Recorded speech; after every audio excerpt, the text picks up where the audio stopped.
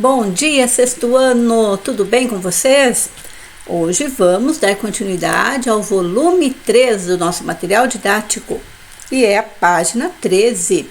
Gostaria que vocês pegassem o material e também o estojo, caneta colorida. Vamos lá para anotar e grifar o que for mais importante, ok? Então vamos lá, página 3.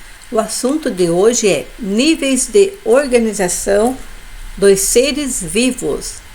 Então, vamos ver quais são as organizações dos seres vivos. Então, vimos na aula anterior que vocês estão estudando que todo ser vivo é formado por célula. Então, pode grifar aqui, célula. A célula é a unidade estrutural e funcional dos seres vivos. Na maioria dos organismos multicelulares aprenderam que tem muitas células. As células se organizam em complexos sistemas que determinam a sua sobrevivência. Observe no esquema a seguir alguns seres vivos com diferentes formas de organização celular. Então, todos eles são seres vivos e cada um deles possui uma organização celular e possui diferentes formas. O primeiro é uma bactéria. Então, a bactéria, vocês podem anotar aí, ele é unicelular, possui uma célula. Então, vocês podem anotar, são unicelulares, possuem muitas espécies de bactérias, algumas causam doenças, outras são benéficas, algumas contribuem para a nossa medicina, outras contribuem para a nossa alimentação, outras contribuem para o meio ambiente, para o meio ecológico, para a decomposição dos alimentos, tá? Então, existem muitas espécies de bactérias, porém, elas são unicelulares e também elas são de várias formas, ok? Agora vamos para a outra imagem, é um paramécio.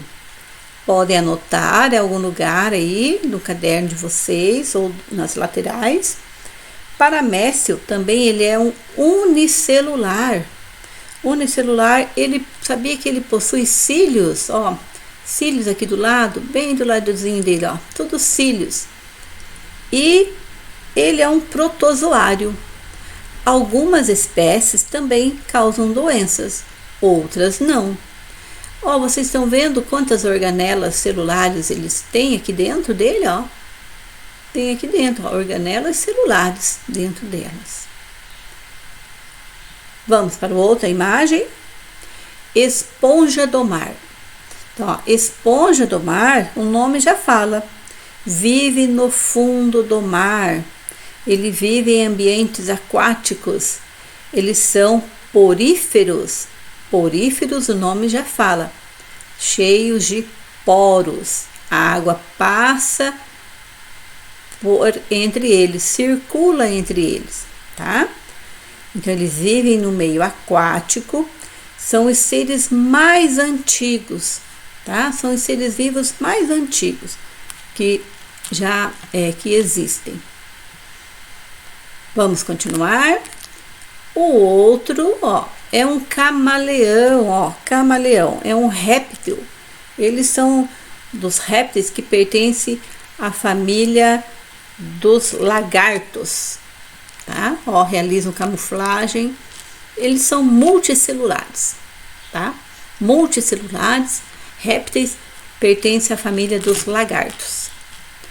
Então, esse aqui é para vocês verem a diferença. Então, ó, são todos diferentes. E cada um deles possui uma organização celular. Agora, ó, cada uma das bactérias representadas tem uma única célula, que é o responsável por todas as funções desses organismos. O paramécio, um protozoário, também é um ser unicelular e apresenta núcleo. As esponjas ou camaleão são animais formados por várias células. Então, várias células são multicelulares. Então, quando é uma célula, são unicelulares. Muitas células, multicelulares. No entanto, a esponja, as células, não estão organizadas em tecidos. Por sua vez, apresenta células e tecidos que se organizam ainda em órgãos e sistemas. Os seres vivos são formados por células. Pode grifar ali. Seres vivos são formados por células. Quando um conjunto de células se organiza e tem funções semelhantes, forma um tecido. Então, a união de células forma um tecido. Da união de tecido forma órgãos, tá? Então, pode grifar. Vamos repetir de novo.